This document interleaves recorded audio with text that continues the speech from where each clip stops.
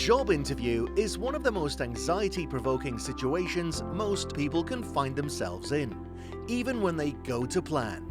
But what happens when you have your worst interview ever?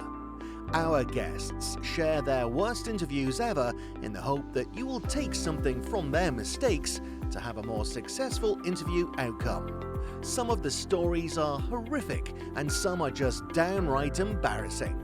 Let's join our host, Kevin O'Reilly, the interview skills coach with over 25 years experience in the fields of coaching and recruitment.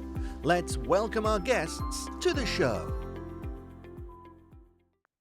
Our guest today doesn't just talk about performance, he designs for it. Jason Lear is a behavioural science nerd, his words, not ours.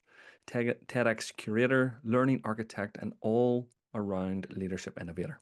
As the founder of Lear Training Associates, he spent over 15 years helping individuals, teams, and entire organizations rewire how they think, learn, and lead. Jason's led high-performance programs across sport, education, business, and even elite-level judo and table tennis. He most recently turned West Belfast into a global stage as the organizer of TEDx Black Mountain.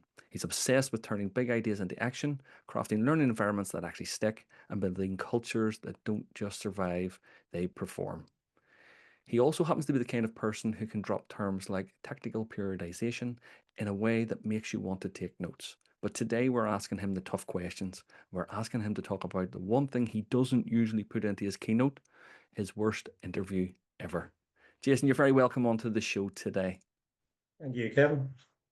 It is great to see you again. Yeah, and yourself after, I think TEDx was our last face-to-face meeting, wasn't it? Down It was. at the venue there, yeah. So It good was. to catch up. Yes, it was, and it was a great day all round, to be completely honest with you. Yeah, I think we were blessed by the weather as well, because we were in a bit of a period where we were seeing some showers and things, and a bit of panic, because nice days always make events a wee bit better. And I think we were blessed being able to stand outside a few times and network and stuff. That was a massive part of the day. I was just going to say that it was really nice to be able to leave the room and go outside into that beautiful sun, and it was really nice to network out there. Yeah. It was lovely. So, Jason, where do we find you today? I am working from home at the moment. I'm planning a bit of stuff in recording in a studio later in the week, but a lot of prep work. So for me, that's what converts as my dining room and doubles up as my office.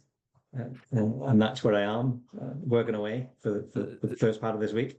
The benefit of COVID, wasn't it? It turned everybody's bedroom, living room into an office space. Yeah, 100%. Yeah, and I think the good thing is when you get a bit stiff in this old chair, you can go and just jump on the couch and slouch in and lie in. You wouldn't get away with that in an office now, but yeah, certainly. No, absolutely not. But I mean, even talking about this office or home office work space, how do you find that? You know, I would make the assumption that in your past life before you started your business, that you worked for an organization and you had to be in the building, because what you did, you couldn't have done that away from the building. So how does this differ, you know, working from home and from working in an organization for you anyway? To be totally truthful, and I think that I'm not a fan of working from home because I'm a people person. I find myself, and even ambient noises. There's a few funny things going around about me where I did once go and buy a glider ticket and sat on a glider with my laptop just to get some ambient noises because I was sitting in the room, and it's just sometimes we need the silence to think and create. But I love an office environment, and I think I train people about this around being able to perform in environments where there's distractions and things. And you know, I love that element of distraction, and can you beat it? Can you compete against it? And being able to perform in those environments. So yeah, I miss those interactions. So very often you're going to find me down at a cafe with my laptop or trying to find myself a bit of ambient noise. But generally, it's where the world is now, that a lot of us have to work from home from a cost benefit, it's huge because I used to rent offices, a lot of space, and saving myself huge amounts of money there, becoming what I call freelance mobile. But yeah, it's the other cost then is you seem to reinvest that in coffee buns in coffee shops. So I don't know if it is a cost benefit or not. You just don't see it going out in one big lump sum. No, it's definitely a cost benefit to the coffee shops. Yeah, 100%. Yeah, and I love that culture as well. You know, I love those sort of Mediterranean type holidays where you go to Italy and Greece, and I love that young people and adults have this what I call cafe culture in those environments as well. That they have lovely, much better relationships with alcohol than what we do. I think it's a social thing rather than let's go out and get drunk sort of thing. And I love that because just I love being with a family and I like going out with a family. So I love that cafe culture. And I love that we are progressively getting there as a society as well. I think, even just touching on some of the behavioral science parts of what you do and even noticing those changes in our culture, there's definitely some nudging happening to try and move us in that direction, isn't there, towards that cafe culture and away from that abusive culture of alcohol and that 2 nights out. Yeah, and I done it. I was a youngster at some stage and grew up in a rugby environment in Wales originally, and then moved here. So yeah, I've been part of that. Not all the time, but I would have took a drink and maybe forgot how you got there the next morning and things like that. And I don't enjoy that, at this stage of my life at all. I love being with a family, but I think when we talk about behavior and what you touched on the behavioral science, my behaviors were learned. It was cultural. It was growing up in a rugby environment where it was drink first, play rugby second. It was about that you went to join the social culture of rugby in Wales. And I would say maybe that was similar here. I didn't grow up in the culture here, so I'm not 100% sure how that plays out for youngsters. But it was a drinking culture, and you develop that and you learn that. So I think as the game became professional, which helped with some of that young people are now having to recognize that, look, the drinking culture isn't accepted at the professional level. It's more taboo at that level. Yes, they don't mind you going and having a drink and a celebratory drink afterwards. But if you have a drinking culture, the chances are you're not going to make it in elite sport for many reasons, performance and things like that.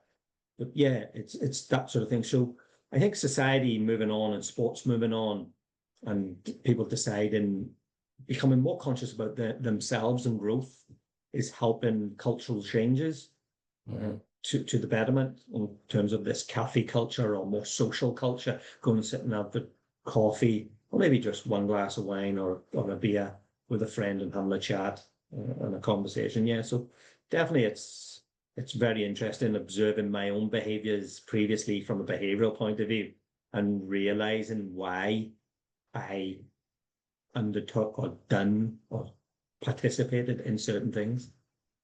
It's weird, isn't it? When you look backwards, you can actually see the dots align and join, then you can understand. But even when you take the time to look backwards and think, why did I do that? Was it the environment? Was it the person who led by example and you just followed? Was it that you didn't know any better? What reason was it? But you can always come back to the behavior. You can always come back to the behavior. You can see where something changes. There's a moment where you become aware of something, and you just then either decide to go with it or go against it. And it is one or the other. And it usually tends to find, especially when we're talking about alcohol, since we're talking about it, that families who have an issue with alcoholism, especially with parents, and they have children, they tend to find that one will go one direction and one will go the other. If they have more than one child, one will go with the alcohol and one will go completely against it. But it's just, it's a decision, it's a choice. I think it's those things of, isn't it? Like we talk about this in behavioral economics whenever we're looking to sell things and create things. And we talk one of the tricks of the trade is creating social norms. So creating something that sounds normal. Mm. And I think when we look at addictions and things like that, that if you've grown up in that environment, then it's become a social norm to you. Yep. And so it's not abnormal to drink too much, smoke too much, and things like that. And that is something that we have to, get a grip of as a society, that the environment plays a major part in all our behaviors. I mean, if you grow up in certain, and yes, there's certain environments where there's pushback and there's other factors playing into that. And that's a bit more complex than we would have time to discuss today. But generally, environment plays a major role in how we behave, the people you're around, the environment you're around. And I think that's something that we definitely have to take on board, especially in business, because if you want high performance, you need to design for it. Yep. Yes, we can all have it. I wrote about this the other day. We can all, one day, we can all have an outstanding day. We can all have a great performance. But then people look at you and go, well, he done it last week. Why is he not doing it this week? Because you haven't designed for it. That was just somebody just performing, having a good day. But we can have good days every day if you design for it. But that's life, Jason. Yeah. In my opinion, anyway. That's life. That is that getting up in the morning, going to the gym, eating the right food, meditation, stretching. That is you setting your habits in place and your behaviors so that the rest of your day goes in the direction that you want it to go in. Not almost like it's been freewheeled down a hill by itself with no driver. It's you're at the wheel. In essence, when you get up and you design your day, as in you say, well, from this time to this time I'm doing this, and that time to that time I'm doing that. But if it's just allowed to happen, in my opinion, it just allows to happen. I don't always see it turning out in a positive way. Because you're right, it is about design. It is about how you design those habits, and your habits. And I'm sure you can do this as well. When I look at people and I ask them what their daily routines and their daily habits are, I can almost tell you where they're going to be in 12 months' time, regards to life, health, and wealth, just by looking at what they currently do and don't do. It's a real indicator of where they're going to be. And that's why there's such a big emphasis. And you'll see this with all of these motivational, inspirational speakers. They talk about setting these behaviors and routines, well, they call them routines and habits, in place from the word go, because they know that once you set those and you create those patterns, the pattern will take you where you want to go. Yeah.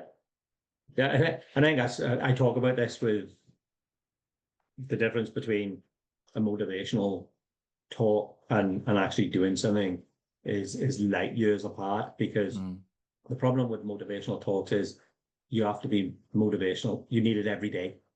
You know what I mean? You need that. Is it that if you go to a motivational talk, you come away feeling good. You're feeling good about yourself, feeling good about what you heard, but that'll drift by the following day for most people. Almost nearly everybody at any event will talk about the motivation that they have, but by the next day, and that's where you have to look at ingraining and embedding things into your life that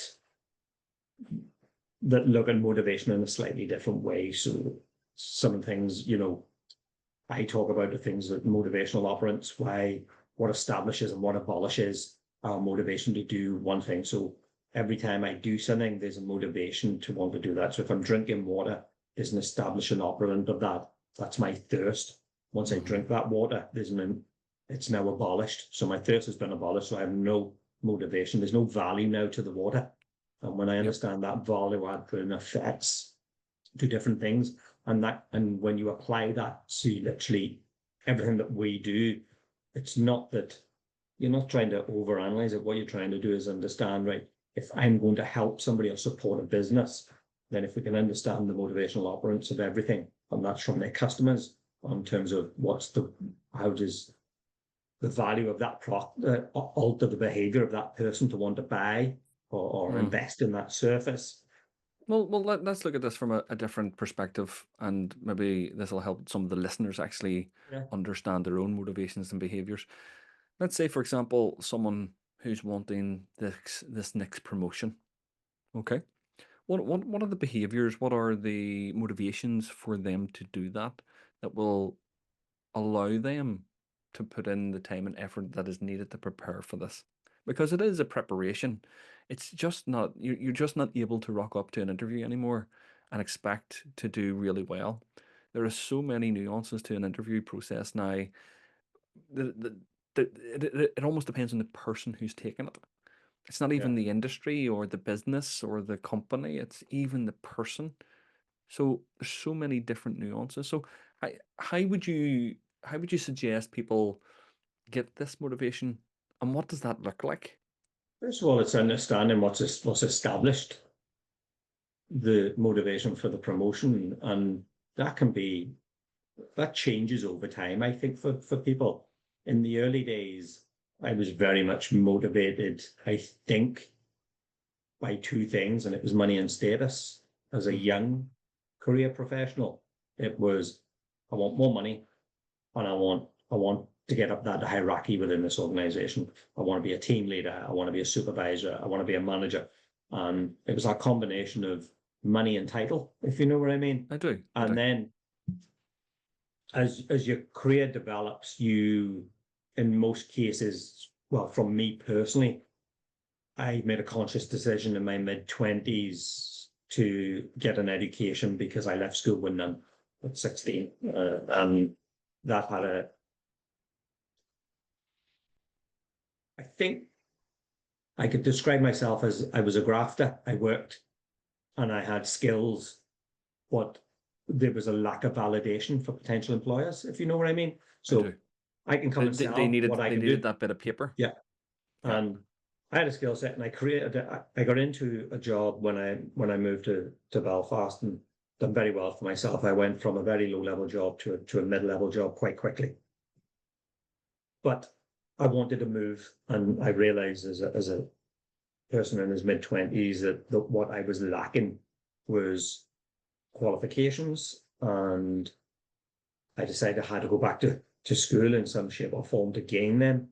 And the other thing that I noticed, especially here, is that there's a bigger value placed on education here than there is in the UK mainland when it comes to job applications. Hmm. That I think because of the history of the Troubles here, that Hmm. people educated themselves away from the Troubles, if you know what I mean. I do. That their route away from the potential conflict was, let me get a good job, I can earn money, and maybe I can move away or I can stay away or like move to the Malone Road, if you know what I mean. Yeah, That yeah. those areas where there wasn't much conflict and things. So education was a very, very good hub for people to want to get away from what was happening elsewhere in society. Yeah. And And I recognize this. Yeah. I also believe that you're absolutely right in what you're saying, and that validation from employers has been very prevalent over the years, but I think they're coming to terms now with someone actually being able to do the job and experience as opposed to someone who can say they can do the job with a bit of paper. But even with my own experiences, I came out of a 20-year career as a retail area manager, and my particular area was grossing nearly £20 million a year. And I went to a recruiter and he asked me, did I have my English GCSE? This was 20 years after I came out of school. And because I didn't have my English GCSE, he said he couldn't get me a job. Yeah. I think I couldn't believe that. I mean, I was totally dumbfounded by that comment. And yet I had other employers ringing me up and asking me to come and work for them. But yet this recruiter said because I didn't have this bit of paper for employee validation, that I wasn't going to be able to get a job within his remit and industry. yeah, I think it is coming. It is becoming full circle at the moment because a lot of the job opportunities, I think, are in the creative industry as well in terms of software. I know AI is having an impact on that as well at the moment, but generally a lot of jobs are still in that creative zones of software development and idea generation. And what a lot of the big companies have realized is you can't teach some of this in school, if you know what I mean. It's just Mm-hmm. there, it's innate, it's the way people think. It typically comes from people with some form of neurodiversity, and things like that. And their strengths, it may not be in academia, because this assumption that everybody that is neurodiverse is not academic is also falsehoods. It's just that thing that a greater proportion would struggle with some of the challenges of academia, of testing and things like that pressure environment of testing. But I do think that when you look at this,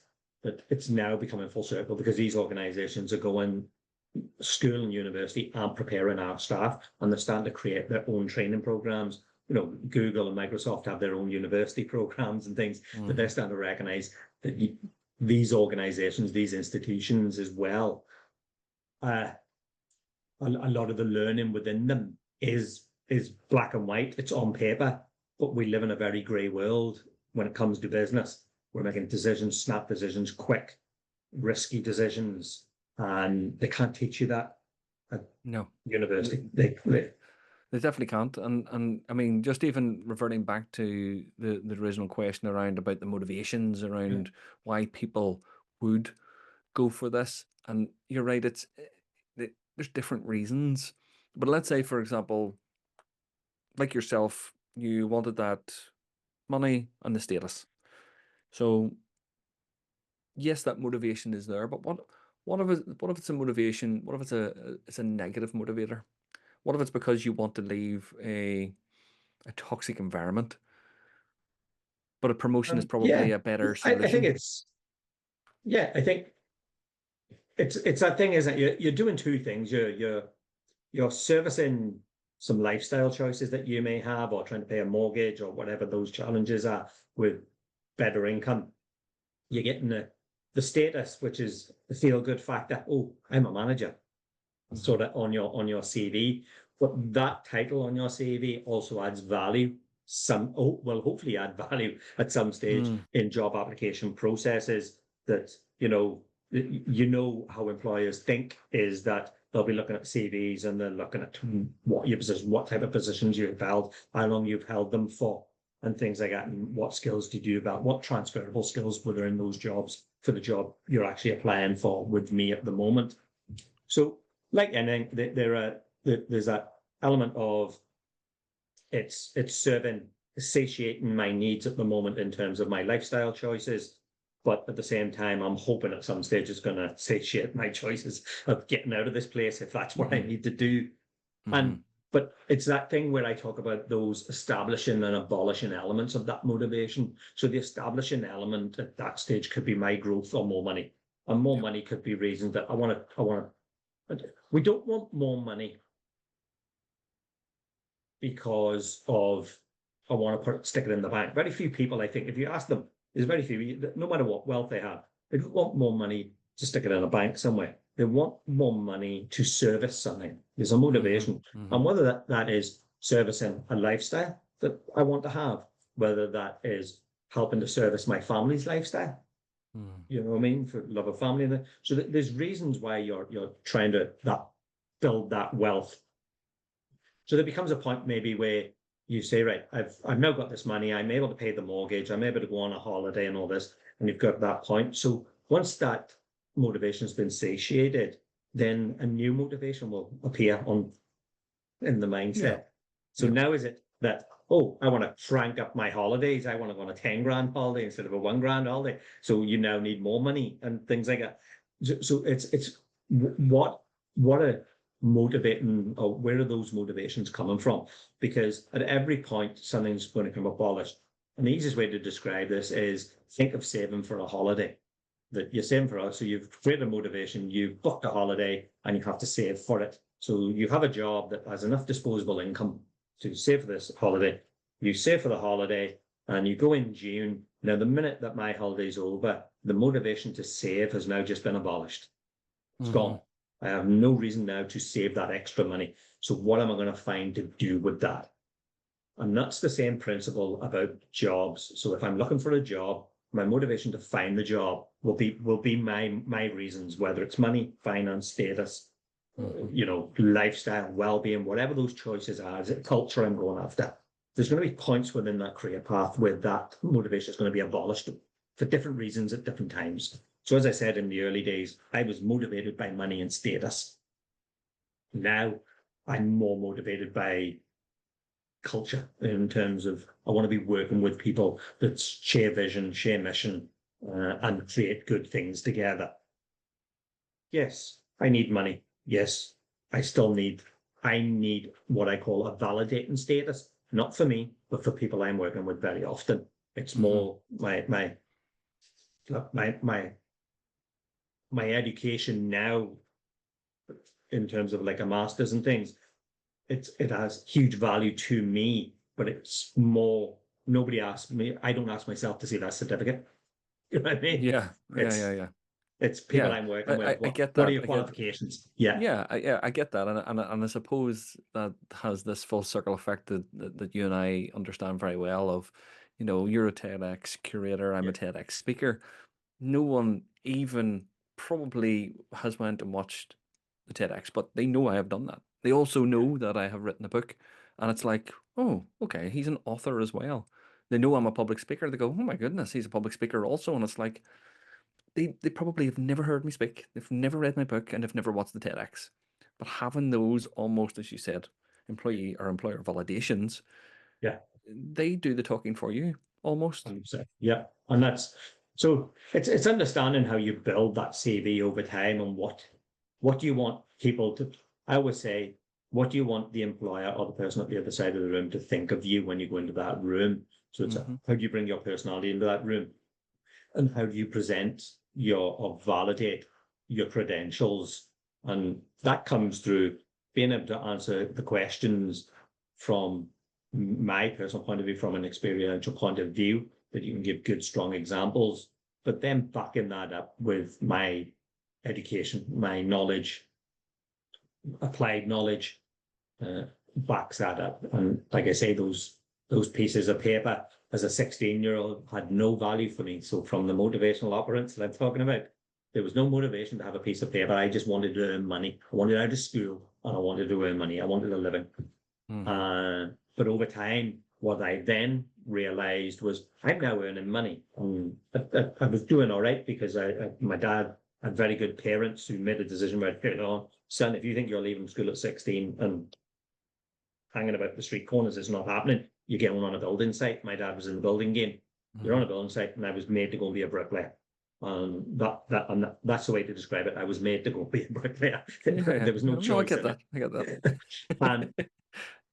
and and I joined. So I was earning an income, but there became a point where then that threshold, you hit so the motivational operant changed, because Hmm. what I realized was I couldn't do what I wanted to do as a bricklayer, because it caps out. I can't be a bricklayer manager. It's either a foreman, general site foreman. Can you start to see how the opportunities, my motivations for those opportunities no longer existed in that career path? So then I Hmm. had to find new career paths. What actually happened was other circumstances come into play, that I met a lady from Belfast on holiday and ended up moving to Belfast. And my whole career path changed nearly by accident at that stage. And I ended up in the motor trade for years.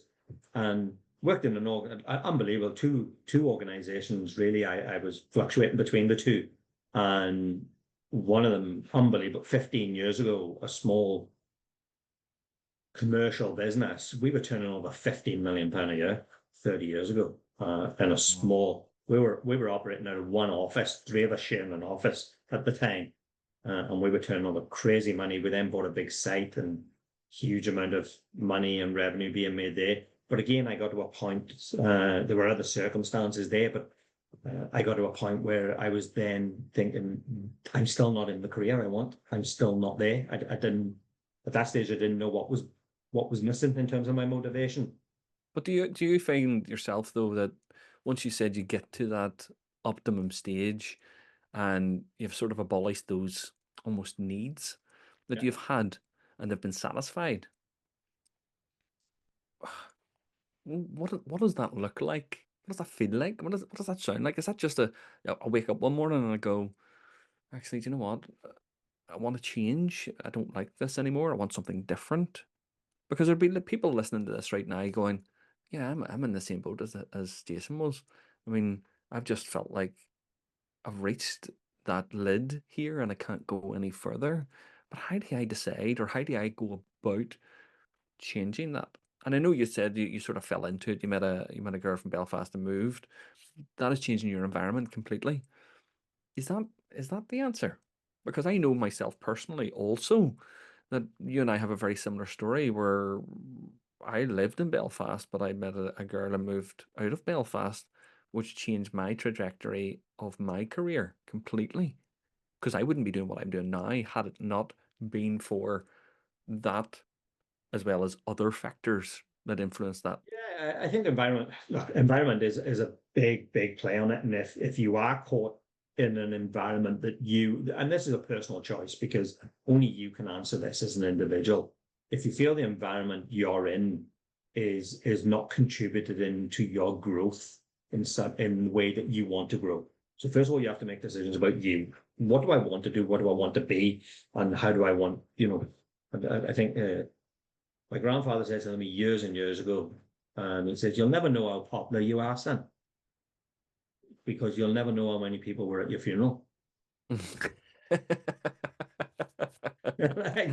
I Oh, thought, that's what a good. way to put. And that was lovely. And so if you're chasing popularity, yes, you might have 1 million followers or 10 million followers on Instagram, but if you've only one person at your funeral, that's going to tell a story about you. You know what I mean? So there's those sorts of things that you have to consider. What are we chasing? What are you going after in terms of life? And when you look at that and you look at your environment, because the truth be told, I had good parents, very, very good parents, and they're still with us. I'm very thankful for that as well. But I was a handful as a youngster in terms of mischievous, very, very mischievous. I don't believe that, yes. No way. No way. And at 16, I played sport. I was involved in sport at reasonably good levels. And I was in with a decent crowd of fellas. But what happened is we lived in an area of Wales, which is number 7 in the most deprived areas in the UK. And like these areas, it's very hard to make an income because there's very few job opportunities. And I was lucky enough that my parents were able to negotiate me into a builder's job along with where my dad was. And that got me, you know what I mean, into a paid job. But whenever you are up against a brick wall or your back's against the wall and you don't have an income, people will find maybe alternative ways to make an income. And some of my friends went down that route and that pathway.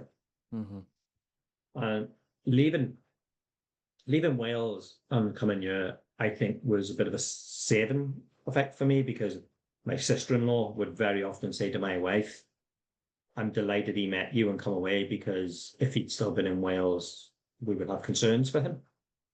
So that's, because I was a follower. Okay. I was a follower. I would have loved to have been in the crowd, enjoyed being liked, enjoyed being in that crowd and being liked, and would have done things and had a laugh and a joke and, scrumping apples. Jason, jump over that fence, grab a few apples. Jason would have done it. Right? But there's a point in time where apples become more serious. Yes. In terms of that concept, and the potential was there. So yeah, look, I moved away. So those motivate. So you have to think about the environment you're in. And if you're making decisions like I'm talking about there, having a bit of a laugh and a joke and wondering where does this escalate to, you have to have conversations with yourself. Now, I was very lucky that I met somebody and decided to move to Belfast and build a life together. And it's been 33 years later, we're still going strong and have an amazing life, amazing family together. And it's just from it's just from that decision then that you have made, a very conscious decision. I would assume also that you've decided that I'm moving, I'm changing, and I don't think you maybe you didn't have the vocabulary at that stage to go, I'm changing my environment. I am following a different path. I didn't know what I was doing. No, but you were going, let's see what happens almost. And it's back again to what I had said at the very beginning, about those. You tell me what your habits are, your daily routines, and I can tell you where you're going to end up. Yeah. And you and I both know that when you look at people's behaviors and understand their thought processes, you can almost to a day and to a point tell them where they're going to be. Yeah. And you had the good conscience of realizing that apples will soon turn into something else. Yeah. And you had to make that decision one way or the other. I think it's then getting it. So I came and look, I went from washing vehicles to general management roles and got very good roles within the motor trade. I was extremely well paid, extremely well job, big teams around me. I had responsibility. One of the organizations, we had 45 staff that were directly under my stewardship. And I loved amazing team, amazing skills. That's where I learned that I had a very weird skill to be able to observe and identify skills that, you know, in our industry, we use these things called standard fitting times, faction standard fitting times to bill people so that Kevin doesn't come and get his car serviced and Kevin's brother doesn't bring his car to get serviced in the same environment. And we charge you two different prices because our mechanics have took different times to do it. So we use a thing called standard fitting times, which the industry states that to service a Volkswagen Corsa or a Volkswagen Golf is 2 hours. Then everybody gets billed 2 hours. If your mechanics take 3 hours, you know it. You're not at loss because the differentiations between what you pay a mechanic and what you're charging out. But what has happened is it's impact your efficiency. So your efficiency scores go right down. And I'd realized this within the trade that, well, we were making more money than we were paying out, that our efficiency across the team was quite poor. And then I started realizing that one of my mechanics could fit a gearbox in 2.25 hours or change a clutch in 2.25 hours on a vehicle. And we were getting a 3-hour allowance for that. But my other mechanic was taking 4 hours to do it. And I'm going, this is weird. Why? So then what I started to do was load, right? If we get a clutch, give it all to him because he's quicker at it and our efficiency went up. But that's not a good approach because then you start, because then in my whole performance analysis and behavioral analysis concept is we call that punishment. So you get for being good at something, you get punished. So is the job punishing? That's one of the questions I ask. I have this flow chart that I go down, and about the fourth question we ask is the job punishing? But Jason, So this happens in business, and there's a saying, even you know, if you're good at doing your job, you get to do someone else's as well. Yeah. And I have been a victim of that my own success. And I'm sure you've been exactly the same. So, you know, I'm really glad you're bringing this up because this is going to be really informative for the listeners, because, you know, I'll let you finish what you were saying, but I mean, give us a bit of a direction after around how do you push back on that, Jason? You know, how do you challenge that? That comes down to so there's two elements to this that I was able to work this out, and then what we done was started cross training, and we had this what we call unintended consequences. Then I matched two mechanics together, and would say help them out because I want you to see what they do, why. And then one of the mechanics come up to me and says, "Jason, have you seen the way he fits a clutch on a Mercedes Sprinter van?" And I went, "What?" He says, "You want to see it? It breaks literally all the rules of what we're taught to do it at tech." And I went, "Right. I have two questions for you." And he says, "What?" And he says, "Is it safe?" And he went, "Yes." I says, "Is it quicker than the way you can do it?" And he went, "Yes." I says, "That's the way you're doing it from now on." And he went, "What?" I says, and then what we realized was the answer to our problems was cross training, getting people to watch each other. So if you were efficient at something, get somebody else to look at the efficiencies. Where are we saving time? Observe it. And that's where I got the thing about visual expectations. So I talk about this thing about creating visible expectations for everybody in the environment.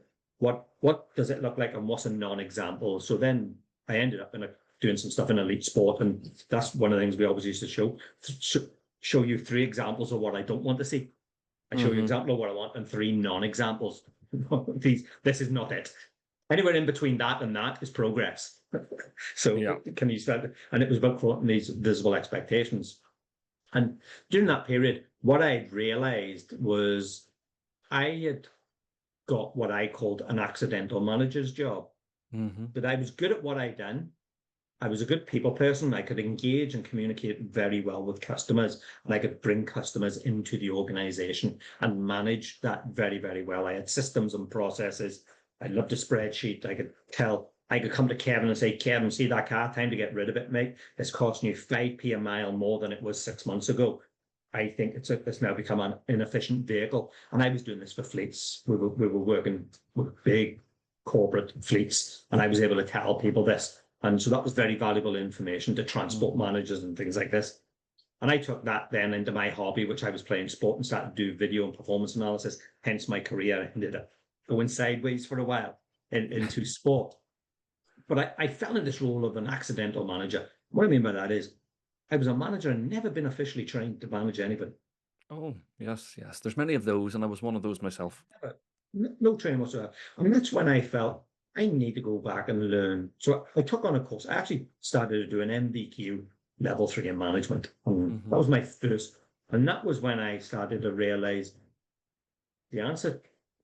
So I got to that point of being motivated, satiated, and I was in a good career. I was in a very good position.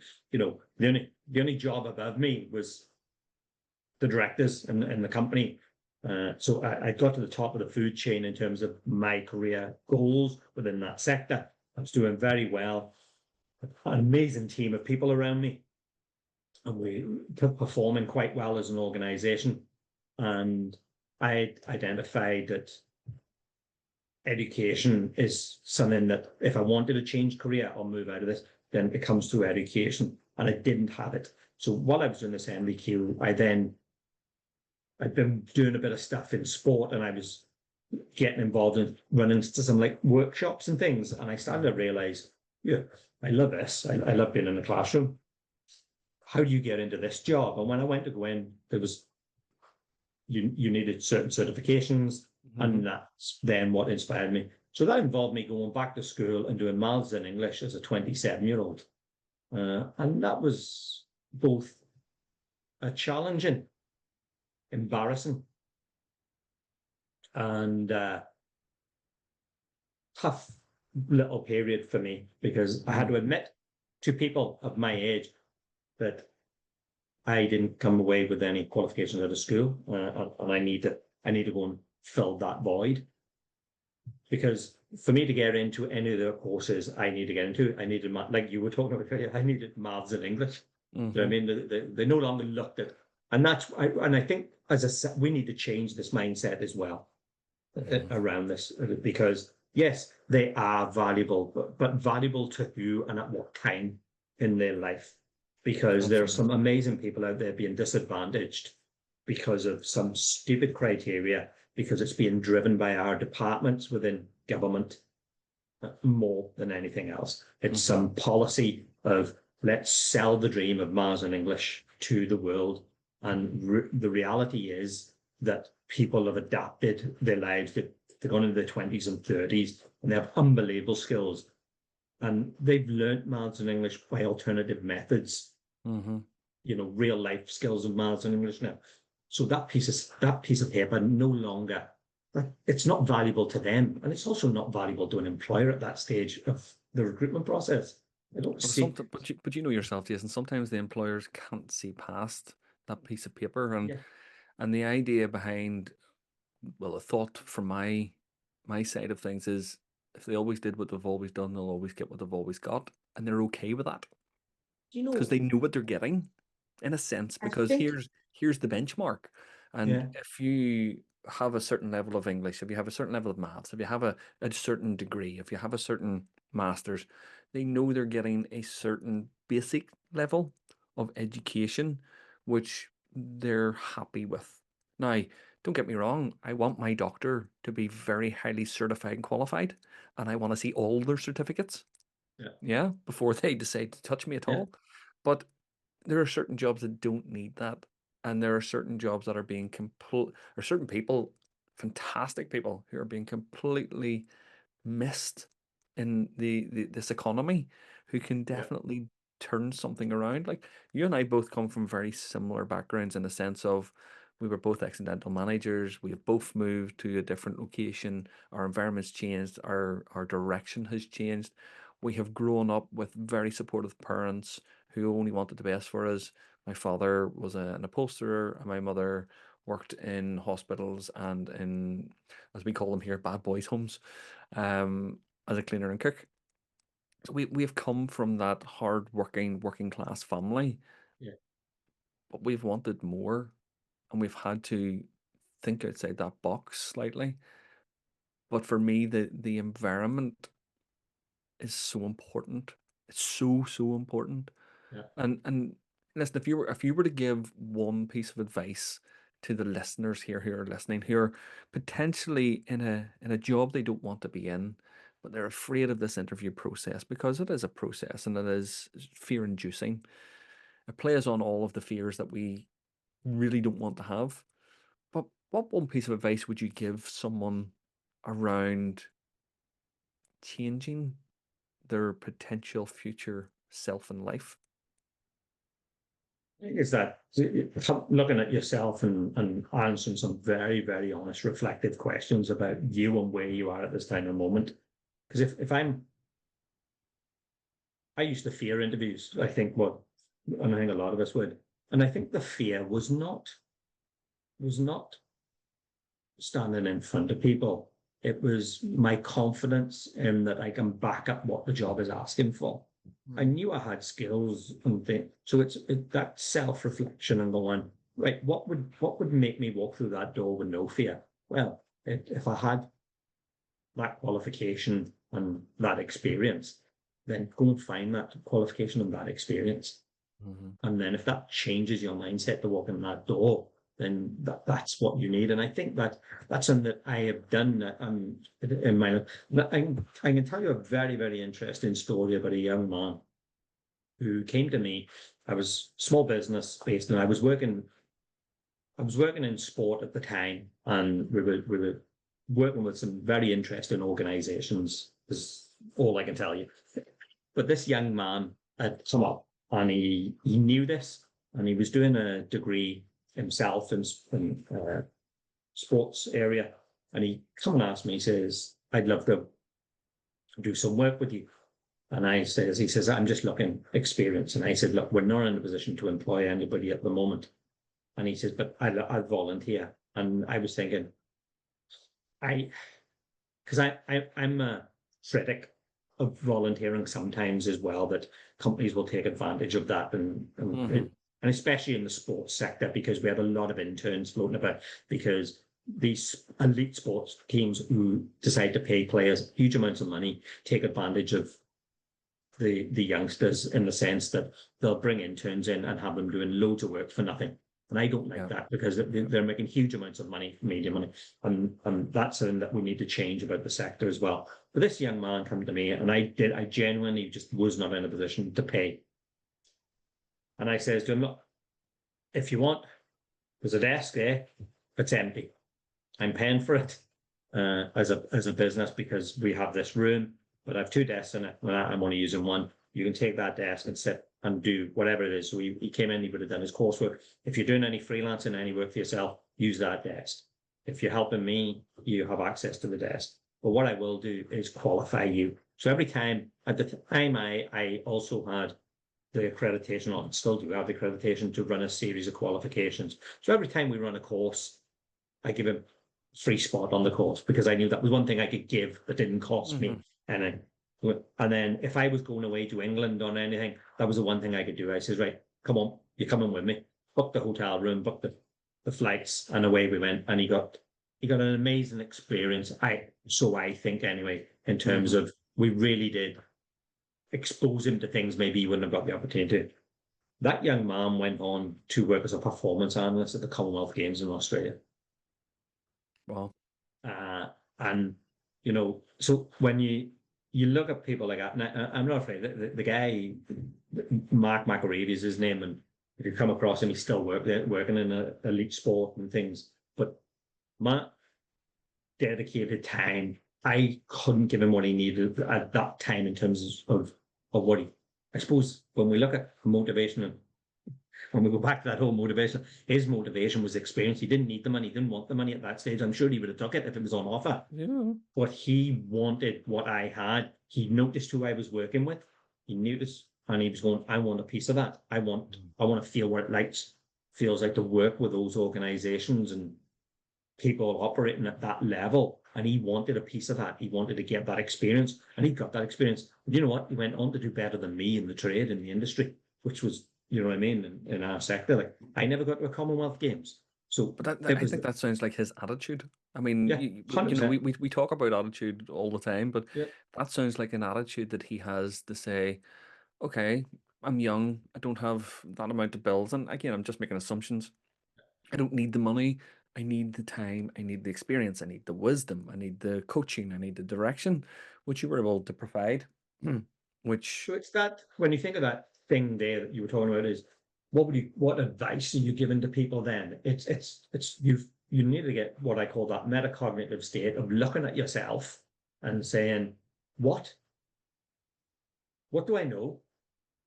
But then also being able to recognize what I don't know hmm, and knowing how to fill the gap.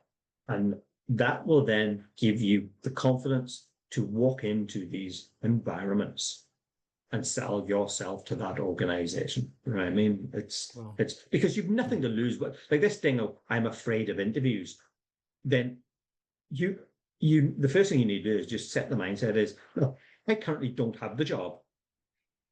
So how worse off am I going to be for spending 30 minutes in that environment?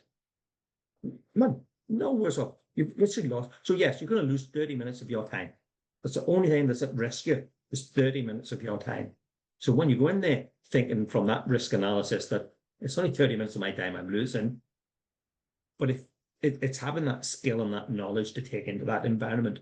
And once you have that build up with a confidence. So once I built those layers of certifications, that knowledge and skill base, then you can go into that. This young man was applying for jobs. The guy was applying for jobs in elite football clubs, didn't think twice about it, was rocking up in the clubs, not a care in the world. He's worked at FIFA. He's worked, you know what I mean? So all of a sudden, yeah, this yeah. kid has gone because all we done was help build his confidence. And I'm not talking about the confidence his way of thinking he can do something. His confidence to be able to go and sell his skills because he had the experiences with it.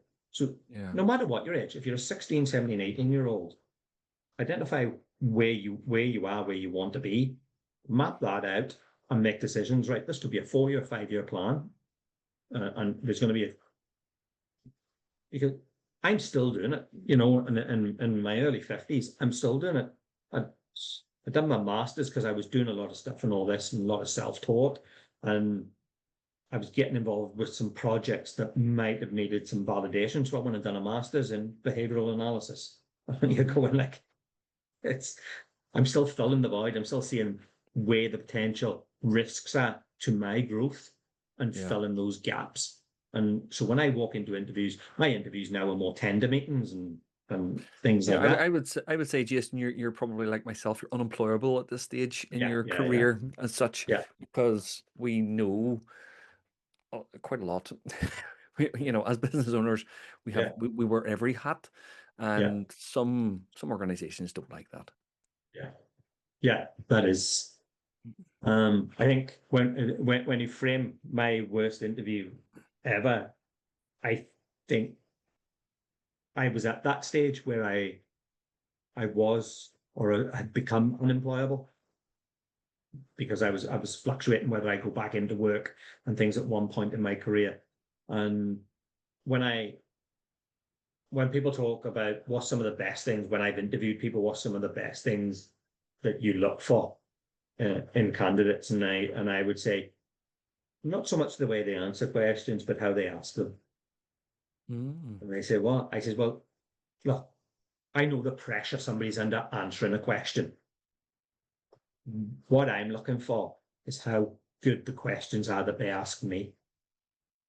And I got asked the question many years ago by a candidate on a job interview, and I've used that question multiple times now, and it turned into my worst interview ever.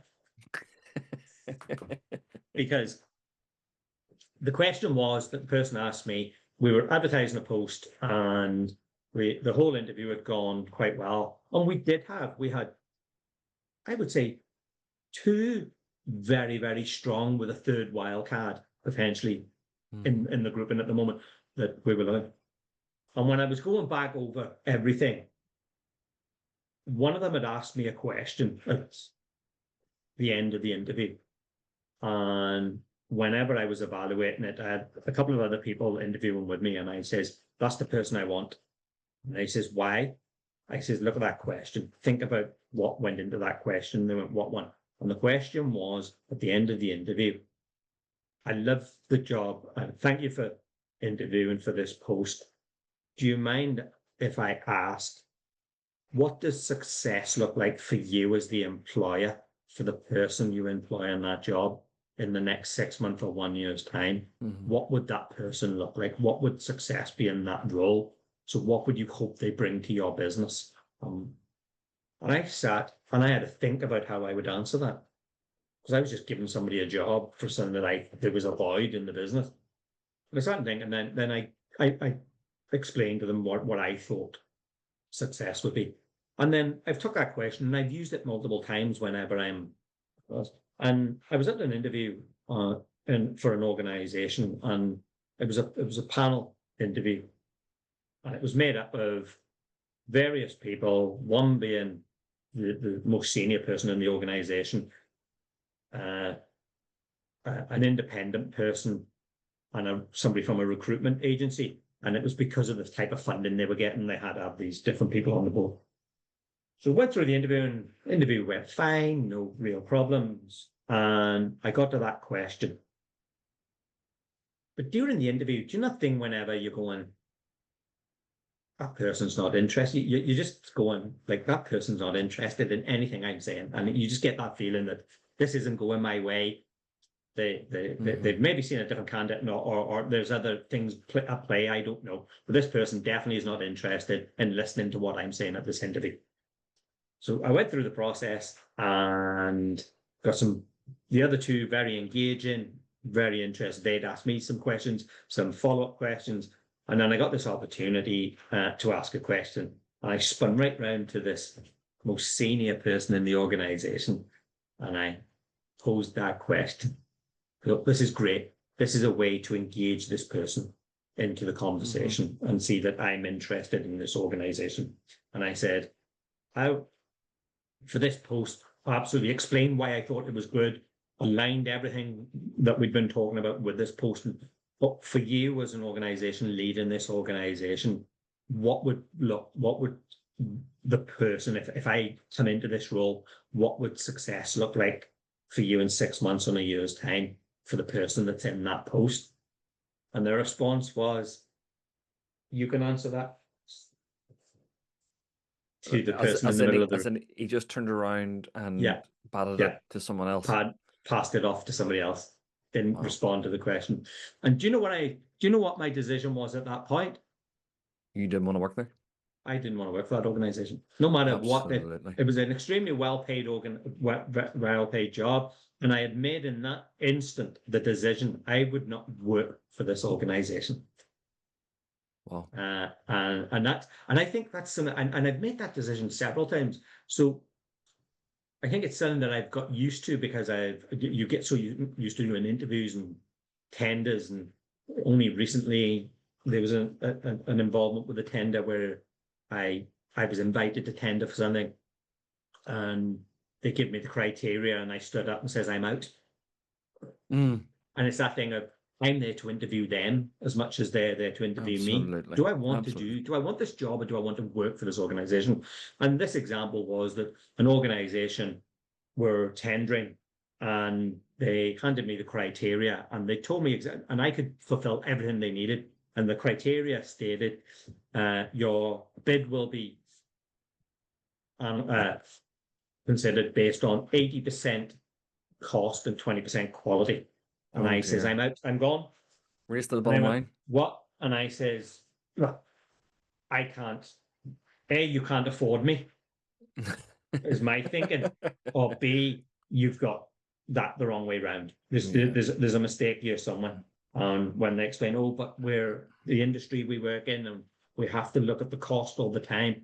And I says, but this is the problem with your sector, is that you spend too much time around cost and not enough time around value. Wow. And you know what? I don't even want to know, and I don't want to know who that industry. I have a fair idea of that understanding. I tender myself, and I see this quite often, and that race to the bottom produces very little value, very little quality. You're Yeah. absolutely right. But I did love how you said about the interview being a two-way process, and that you've stepped up many's a time and said, no, not for me. And I think you get to, as you again, as you'd said about pulling all of this experience and all this wisdom that you have together and having the confidence to get up and say, no, not for me today. I would have done the same in that moment with that person who just you get a feeling. You just get that feeling, that gut feeling, that subconscious feeling that there's something there that that person doesn't like about me, or they're having a bad day, or whatever the case may be. But it wasn't the right frame of mind to be in. And asking that question is fantastic. That question's an amazing question. But you know what it also does, Jason? It also allows you, as and when you get that job, you know what you need to do to achieve success within 6 to 12 months. It gives a Yeah. really simple Yeah. guide. Yeah. That's an amazing question, an absolutely amazing question. Jason, today has been weird, wonderful, strange, and really, really encouraging for a lot of our listeners who will be thinking to themselves, do you know what? I'm stuck here at this moment in time. And you know, for me to try and summarize this back is going to be an absolute nightmare, but I'm going to try. I'm going to try. Can I leave you with one thing? And this one's not for the interviewers. If there's any recruiters watching this, Hmm. there's a very interesting thing. There's a gentleman I have a lot of time for. I read his books and things, Rory Sutherland. And Rory Sutherland tells an amazing story about recruiting. And he says, if you're in the position to recruit in groups, you should always recruit in groups. You should never recruit individual people. So that is, if you have a couple of jobs coming up in the next couple of months, rather than recruit for them one at a time, wait till they're all ready to go and recruit 2, 3, 4 people at a time. Mm. And when you think about it, he's 100% right. So he talks about his own career that whenever recruiters are recruiting, if you're recruiting and you're recruiting one person, you can't afford to take a risk.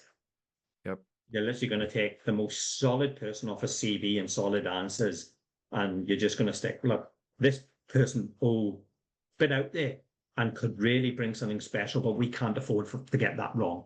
And they end up Yep. going down the safe bet. And then the reality is that safe bet maybe isn't the safe bet. Anyway, and he says, what happens when you recruit in groups is you can take 3 safe bets on 1 wild card. That makes sense. And he talks about himself that he can remember being at his interview and he's sitting in the interview room. He says, and I'm sat there as this absolute wired head in that case sitting in the interview room. And there's 3 Oxford graduates sitting alongside him. And he says, and I got one of the posts. He says, and I can just imagine the interview. Well, let's take these 3 and let's take the nutcase as well. He's now the chairman of that organization, which is Ogilvy, which is the biggest brand agency in the world. You know what I mean? And he was a I wild love card. that. I love that He was a idea. wild card. So I think that's a lovely, because we always talk about the candidates, but Yeah. sometimes our recruiters need to think about how they take a punt sometimes. Well, Jason, I think there's a follow-up conversation to this Yeah. that we could talk Yeah. about recruiters, how they can do Yeah. things better, as well as businesses and organizations. Yeah. Yeah. But for now, Jason, thank you very much for today.